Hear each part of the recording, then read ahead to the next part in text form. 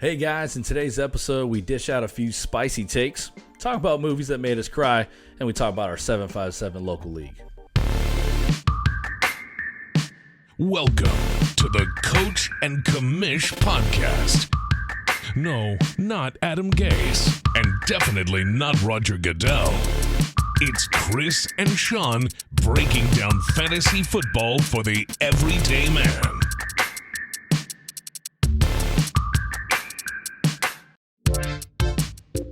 Welcome back. You're here with the Coach and Commish. I'm Chris. Sean to my right. And today, I'm sad because I lost to you in our local league matchup. We got divisions started. We'll talk about that later, but I put a little whooping on you. Yeah, not only did you put a whooping on me, your Dolphins put a great comeback whooping on the Ravens. Woo, doggy! That was some exciting football to watch. Sorry, Kalana brothers. That is, I mean, that's up there for best Dolphins game I've ever watched in my life. I couldn't believe it happened. And I couldn't either. I had switched to Red Zone. I was done with the Dolphins. Luckily, Red Zone continued to show the Dolphins because they kept scoring in the fourth quarter. Well, and it was great on two fronts. From a back and forth game there, especially a comeback game, but also fantasy relevancy. Yeah. And that starts off one of our spicy takes coming off of week 2. I'm going to give this to you. What's our first spicy take of week 2?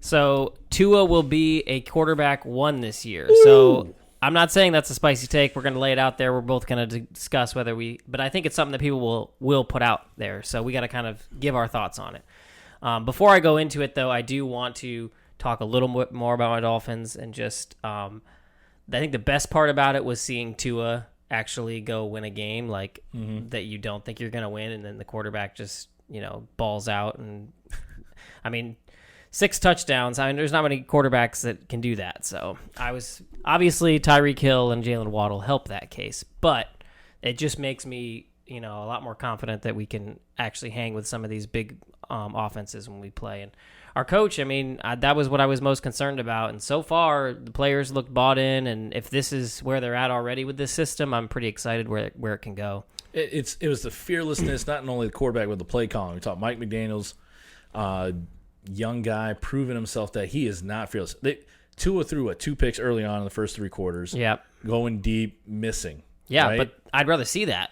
Throw it deep. It was still fearless because after those things happen, some play callers say we got to bring this back. Yeah. We're not going to keep going. No, he just kept going downfield and was aggressive and trusted Tua to make the right decisions. He allowed him to correct his errors. Yeah. And that's a fun part. Through 2 weeks, I think that Miami's offense is only going to get better as the weeks go on. I mean, the run game has been awful, and that's where he specializes in. So I think they're still kind of working that out. And if they can get that run game going, then, yeah, I'm excited what it can be. His name is Chase Edmonds, just personally. Just make it work with him. But you talk about QB1. Let's look at some of the names right now that are above him that I think that, Tua could bypass. This isn't fantasy, we're saying. So no. Fantasy top 12 quarterback this end of this season is kind of what the take is. So go ahead and give me some names here. So do you see him finishing higher or lower than Joe Burrow at the end of the year? That's a tough one. It seems like that offensive line is not fixed, which is an odd one, but I think they'll figure it out, and I would still take Joe Burrow over him. It's like $74 million that they put on the offensive line. They can't block it. What helps is Trey Lance and Dak Prescott are now kind of out of the question of those, finishing in that top 12. So that kind of opens up a spot for Tua. So go ahead and continue. Okay, so Matthew Stafford, usually someone right on the bottom tier of a QB1 in the 8 through 12 range. I think that Tua has the possibility to pass him in fantasy. So, if I was, taking a shot on a guy to be starting, I think it'd probably be Tua just for the explosiveness that you can get with those 2 wide receivers. Tom Brady. Ooh. He's ranked above right now. I mean, it's rough right now. If he gets his full weapons back sooner rather than later, I still think Brady beats him out, but I mean, if there continues to be these injuries, you can't expect Tom Brady, this statue quarterback, to be able to, handle finding these guys. I mean, they signed Cole Beasley now. That's what they're dealing with right now. So, what about Russell Wilson? I think Russ is going to figure it out. So that's the name I was waiting for you to say, and I do think Russ will finish ahead of him. But so I guess to me, it's not that spicy of a take. I think that Tua absolutely can finish as a QB1 this year. It's an unknown because we haven't seen him do it, as in like put out consistent passing numbers like this. And I don't think that it's Tua himself. I just think that with those two, I mean, you're talking possibly the two fastest wide receivers in the NFL on the same team. And that's what happened in that game is they doubled Tyreek Hill, and then he just started throwing the ball to Waddle, and it worked. And then finally they were like, well, we can't just double Tyreek. We got this other guy on the other side, and then blown coverage. There's Tyreek streaking down the sideline. We're not claiming that Tyreek and Jalen Waddle are the best wide receiver duos we've ever seen. We're saying they're the fastest. Yeah. And the numbers could produce where we could say maybe that at the end of the year. I mean, they broke a record this week. You can't look past that, you know? Both wide receivers with 2 touchdowns and over 150 yards. That's never happened before. People were reacting, don't call them. They're the best duo. I was like, well, they're the fastest. And if the ball can get to them, the numbers will back up. Maybe they could be one of the top 3 wide receiver duos of all time. But I like that spicy take. I might take a spoonful of that spice there. All right, and then let's move on to Derrick Henry. This is kind of a sadder spicy take. Throwing some water now on this one. It's been a rough start for Derrick Henry, and I'm curious what your thoughts are. Is Henry done? And I don't mean I think he has fantasy value. There's no way he's going to just completely fall off, but being an RB1 in fantasy football to carry your team, is that dream dead now with what we're seeing in Tennessee? Oh, yeah, I think it's dead. I think he's going to be an RB2, not an RB1. Wait. I thought I was taking the negative side. I'm just changing. No, he will get all the touches because they've got nobody on that offense. A.J. Brown being gone has really hurt him. It has. What's the other option if I'm Tennessee? Well, Derrick Henry has to get the ball again. Yeah. It's going to probably be the 3 yards and a dust thing. Then you'll look back, you're like, oh, snap. He gave me 20 points because he got a touchdown, and he kept getting 3 yards a carry. It might not be that sexy run where you see him 99 yards running down the field.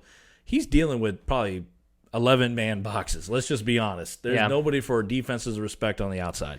Yeah, I don't think he's done. I guess I'll kind of give the positive spin on it. I trust that coaching staff to figure it out. Vrabel's a fantastic coach. I think if they can figure out some offensive line problems, now if Taylor Lewan is really out for a while, that's going to hurt.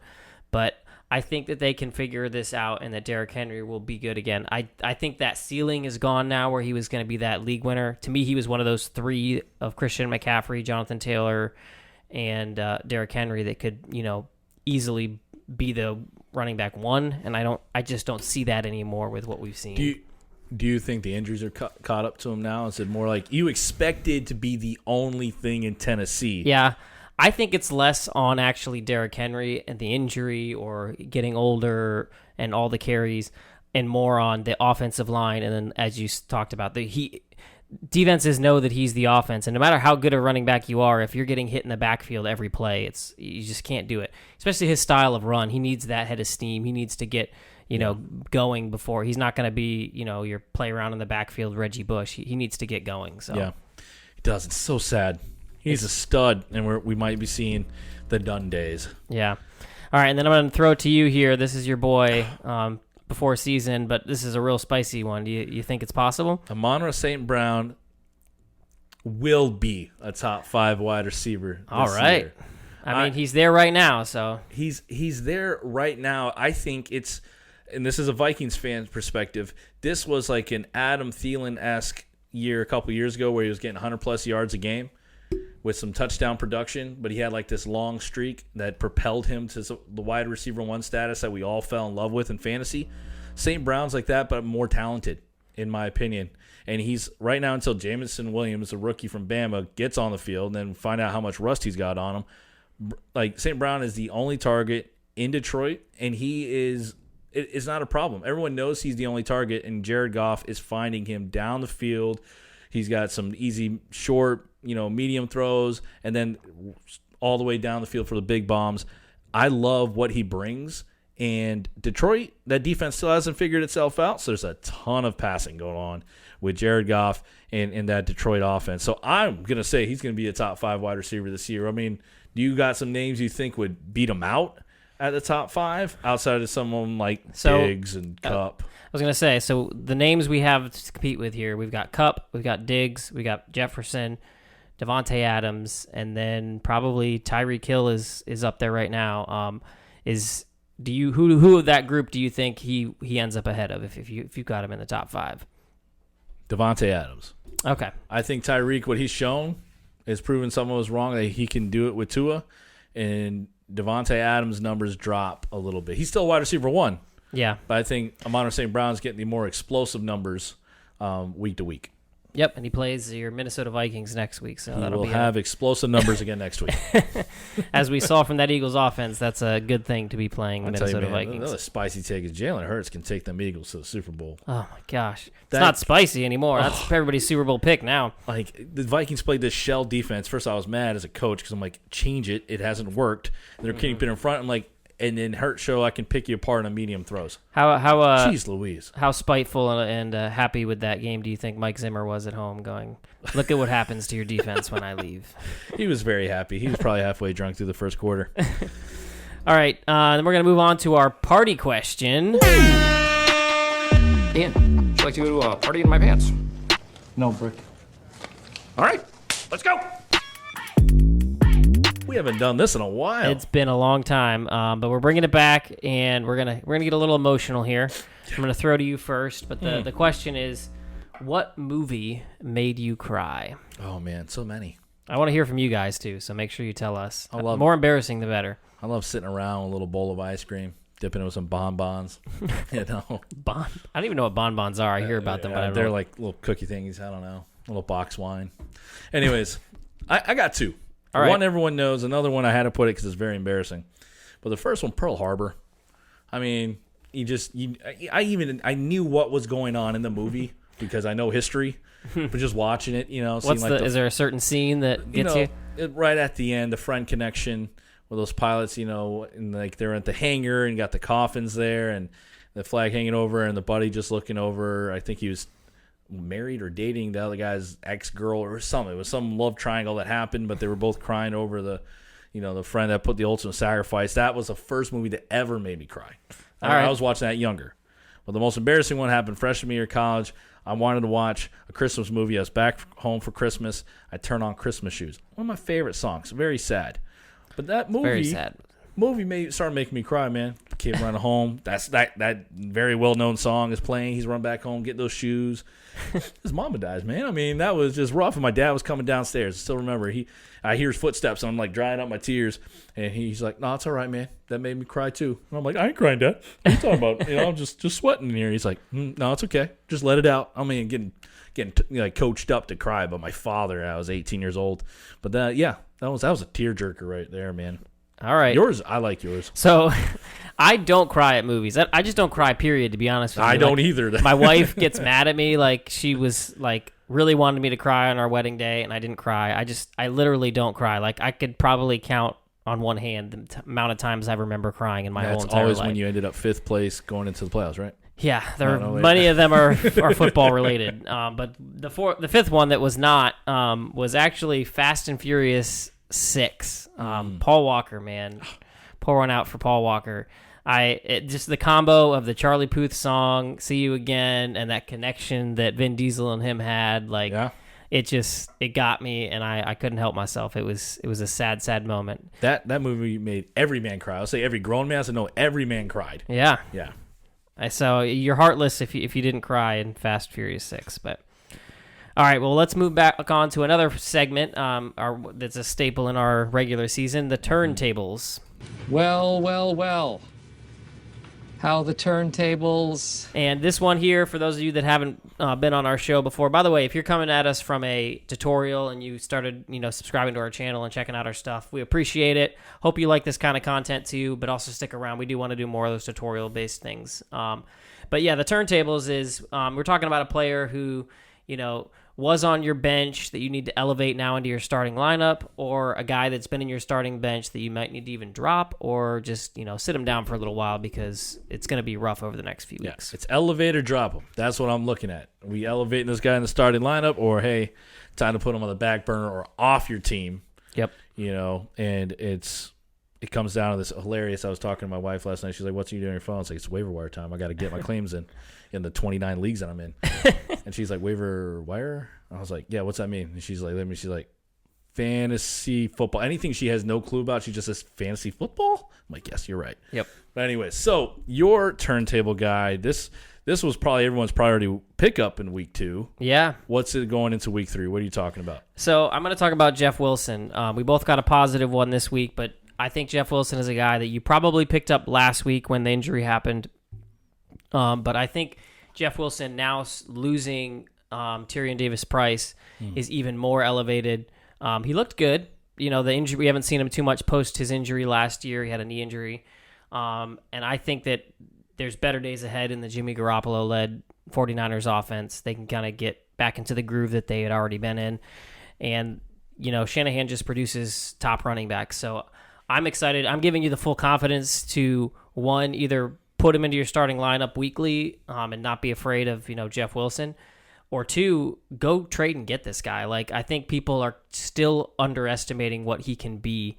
And to me, he's going to be a very solid RB2 with RB1 upside. So, and this is while Elijah Mitchell is out, or even when Elijah Mitchell comes back in like a month? No, it's while he's out. But knowing Elijah Mitchell, I mean, he's not been able to stay healthy at all. He's just continued to be hurt. So I wouldn't expect. I'd be on the later side of that timeline of whatever they gave, and then hang on to Jeff Wilson the first few weeks because Elijah Mitchell could get hurt again, and we could be right back in the situation. And the other positive is Jimmy G coming back at quarterback because he's not vulturing goal line carries for touchdowns. As he got a touchdown last week. But well, we all say that, but it doesn't usually happen. Yeah, not as much as it will for Lance. Yeah, Trey Lance, that was the worry. We didn't see it because he went out too early. But yeah, I love that. He's going to get those touchdown carries. My guy is Garrett Wilson. A lot of people were offering him in trades around here in my many leagues as like throw-in pieces. But after watching 2 weeks, this guy is getting 8+ targets. I think he had double-digit targets this past week. Yeah. From a come-behind win for the Jets. But he is so smooth. That kid is good. Like, yes, there's Elijah Moore there. There's Corey Davis. But as long as Flacco's playing quarterback, Garrett Wilson has a ton of value. Well, that's what I was going to bring it to. So, you asked me once Elijah Mitchell's back, well, what happens when Zach Wilson's back? Are you full confidence, or do you want to maybe sit him and wait a week to see what happens? Or when Zach Wilson comes back, you might have to play him 1 week, and then you might have to see if you're scared. It might be just target opportunities is what you're looking. It's weird. During camp, the quarterbacks, when Wilson was out or something, they kept praising Flacco that he throws a very wide receiver-friendly ball. Yeah. And what, your starter doesn't? I don't understand. Then why is he your starter? It's a good thing for your quarterback to throw catchable balls to your wide receivers. That's the primary job of a quarterback, right? So while Flacco's in there, I think he's going to be great here. Slide him in your flex. Hopefully you have better receivers than Garrett Wilson on your team, but he's a flex start right now. That's what I wanted to ask you here. So I'm going to throw a few names out and see who you're comfortable starting him over. So are you at Elijah Moore below Garrett Wilson at this point? You think he's kind of taken over as the better fantasy option? Yeah, Garrett Wilson rises above him, yep. Okay, what about a guy who's at a hot start, Curtis Samuel? If you've got that decision, you could definitely have these two guys on your team. I would go Garrett Wilson. I mean, Curtis Samuel is giving you great numbers, but Garrett Wilson's the favorite target when Curtis Samuel is the third favorite target.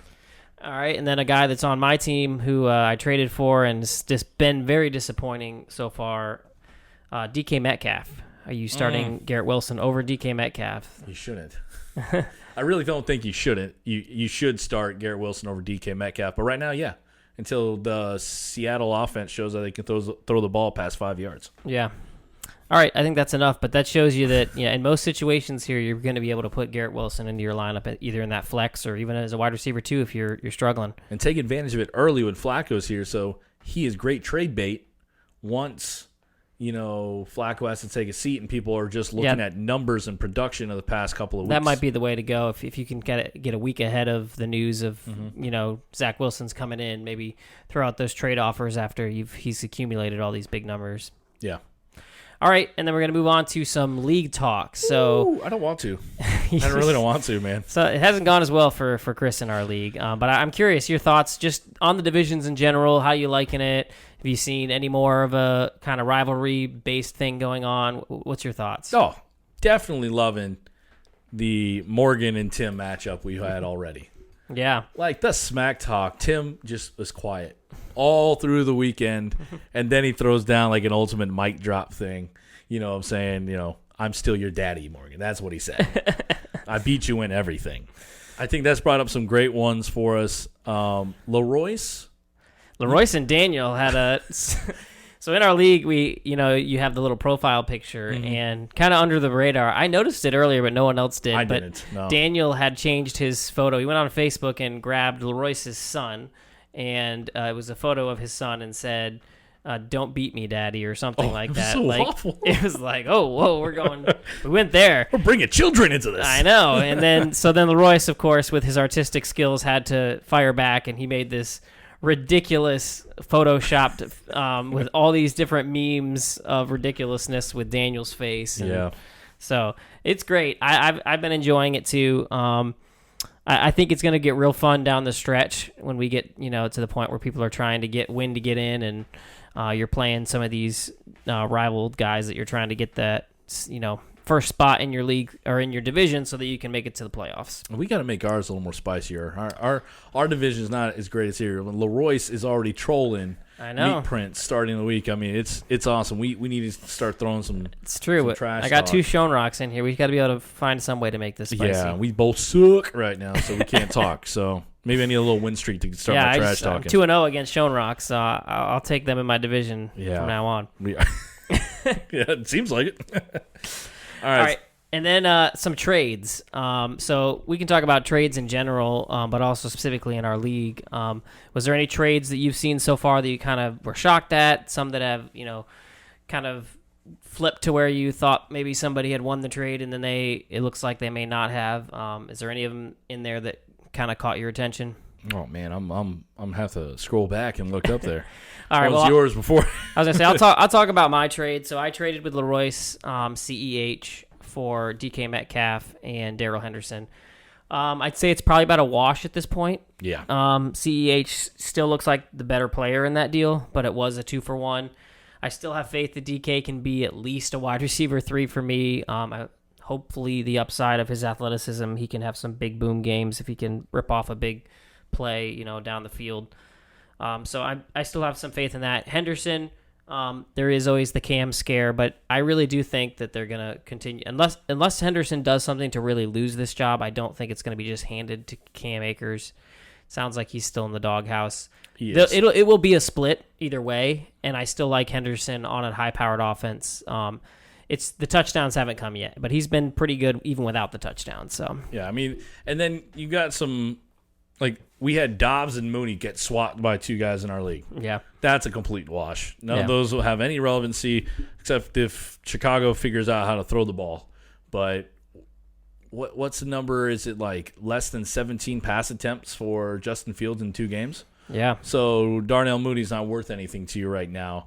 That was one early trade where people were still trying to figure out Aaron Rodgers' number 1 target, and Mooney was like, hey, he's got to be the number 1 receiver in Chicago, but no, that's the other St. Brown brother right now. Yeah. And don't get me on Cole Kmet not showing up either. Is there another trade you want to talk here? I mean, we can talk if we want to rub it more in LaRoyce's face. Our trade mixing for Kamara, I'm feeling pretty good about that right now. Yeah, broken rib, man. Come on. That's true. I can't take all the credit when his guy's been hurt, so that it's not really a fair comparison yet at this point. Well, let's talk some trade advice here, even from our league or just some of our outside people. Are you looking actively to trade for running back help, knowing how slim it is right now with waiver wires? It looks like if you did not get lucky in getting productive running backs here the first 2 weeks, like CEH is more productive than Dalvin Cook right now. Yeah. Like names like that. So it was kind of a hodgepodge if you look at where some of these guys were taken. Are you panicking with your top tier guys like a Dalvin Cook, or we talked about Derrick Henry earlier? Are you wanting to trade those guys away right now for other pieces? I think it's going to depend on who your trade partner is. So if you have a trade partner who is seeing Dalvin Cook as that top 3 potential, I think Dalvin Cook's the one I feel best about. I think I'll talk about 3 guys. You've got Derrick Henry, Austin Eckler, and Dalvin Cook. They're kind of the 3 guys who've really underwhelmed. And you're probably freaking out about if you drafted them in the first round. So if Dalvin Cook's the one I feel most confident about, he's one that I probably will just trade for. I don't think that I'm going to find a situation where someone's higher than I am on him, so I would just hold and let them figure it out. It's a new offense. They're going to figure it out, I think. And Dalvin is still Dalvin, so I still feel good about that. Now, Eckler does scare me a little bit. They are definitely taking him off the field more. You're seeing a lot of these. Sony Michel is getting mixed in at the goal line. So that's where real NFL's coming into our fantasy world. They're like, we need Eckler to win playoff games. In real NFL world, we're going to hold off on him. So if you have somebody who still believes he can be that top 3 guy, he was often drafted as the 3rd running back, then I would trade him away just because I'm scared that he's now just more like a low-end running back one. But there's people that'll definitely be freaking out completely and say, I'll trade away him to A.J. Dillon for Austin Eckler or something like that. I think that's a deal you could get done, and I would do it still at this point. I do think Eckler has enough of a baseline with the catch work. I've seen enough plays to where he still looks like he has plenty to give. And I think when it comes down to when they need to win games, they're going to use Austin Eckler. You kind of saw that at the end of the Chiefs game, and they started getting more involved. So that's one that I would go for. And then the third name, Derrick Henry, he's probably one that I'm just going to trade away based on the name because I think there will be people that think it's going to get better enough, and you could trade him for like a Javonte Williams maybe. Maybe you could go get Javonte Williams. I would still do that. I think there's better days ahead for Javonte, whereas I think the ceiling for Derrick Henry is now capped. So that may seem like a hot take, but to me, I think down the stretch, you're going to be a little happier with Javonte Williams if he starts to earn a little bit more of that and the Broncos offense actually starts to click. He's not killed you yet, Javonte, but he hasn't popped off to where you could probably go get him cheap. It's that sweet spot where people are looking at opportunities. And you could probably get more than Javonte. Yeah. You could get Derrick Henry plus a Garrett Wilson or something. Yeah. Now, talking about Garrett Wilson, something I want to talk about, receivers are running really deep here at the beginning of the year. You're looking at 40, maybe see 40 receivers that you can be like, I'm not mad about. And that can help you. If you can package and go after someone that needs some, that just was awful at the wide receiver draft, which I don't know how you could be, but those are pieces that you can put together in packages. Now, don't give me some low ball guys, like a Zay Jones in there. But if you got some wide receiver depth, use that for pieces to help you get that other running back or a superstar. But before we jump in, I want to ask you. Never mind, I won't ask you that. I'll jump into that segment. But receivers, when it comes to depth, do you want to package these guys for a better tight end? Because this tight end league is looking bad after 2 names. If you can get one of the 2, or I'd say Darren Waller has kind of surprised us to where, or I would buy low on Kittle too at this point. I know it's a scary thing because he's not played yet, but if you can get somebody to trade you, a Zach Ertz or Tyler Higbee, or even like a Freiermuth is probably, that one's a little scary because I think Freiermuth is going to be pretty solid this year. I think so too. So you may not want to make that swap quite yet. But if you can go get a Derrick Henry or a Mark Andrews or a Travis Kelce, absolutely go package some of these wide receivers and go get them. But outside of that, I'm not playing that game. I'm just going to keep picking up off a waiver wire, playing the matchups, trying to find somebody that I can stick in there because they're all the same after those top 3. I mean, it's just. Even Kyle Pitts is in that category now. I was going to ask you, are you going to panic and try to trade him away, see if there's still value? I would. Yeah? I was never in on Kyle Pitts, so I don't know if I'm a great one to ask. Mm-hmm. But I would, I'd run, man. I'm not feeling good about the way they're using him. And that's the thing. I think he's a great talent. They don't feel like they want to win games and throw a ball to their best player. Drake London's awesome as a young rookie going in there, but Kyle Pitts is your man. Yeah, and the way, don't hear what I'm not saying with that. I do think that you need to get good value for him, like someone should still view him as a top 5 tight end. Like, you're not going to just trade him away for nothing. But there'll be someone in the league who might think that he can still be, in that Kelce Andrews tier, and I just don't see that now. Yeah, find that guy. Make the offer. Otherwise, hold on to him because I do think there are better days ahead. I mean, this is the worst it'll be for him. Hope so. I got him in a few leagues. You fell for it. So. I sure did. All right, and then... I think that's all I had for today. Was there anything else you wanted to talk about specifically? No. I just don't panic yet. We're going into week 3. Make the smart moves. Don't do anything you regret, like trading away Dalvin Cook. Anyways, guys like that. Just don't do anything you would regret because you're panicking after 2 weeks. Yeah. The worst you can be right now is 0-2. In 2 weeks, you can be 2-2. I mean, it's right back in the mix. It's not we're not at panic point yet. I mean, I'm honestly not panicking on my team until I'm about 0-4, 0-5. Then I'm starting to be like, okay, I've got to make some drastic high upside moves to try to work my way back into this. But at this point, 0-2, right now we're just figuring out who's good, who's not, and then maybe start to. I also say to be careful with trades in the beginning. I've been bad at this myself just because the trading is so much fun. But so much fun. If you can hold off a little bit, we still don't know what defenses are dominant and what are kind of cakewalks. So it's really hard to say, Amon-Ra may fizzle out because he just played 2 easy cake secondaries maybe, or not. So it's just kind of wait on those if you're going to make those big moves, especially with guys that we came into with confidence in the first couple rounds. Don't just be quick to pull the eject button. Just wait and see. Give them a few more weeks. Week 3 or 4, then maybe you can start to be like, okay, I think we know enough now that we can make those moves. Yeah. So, well, that's it, guys. That's what we have for you coming off of week 2, heading to an exciting week 3 of football. And until next time, deuces.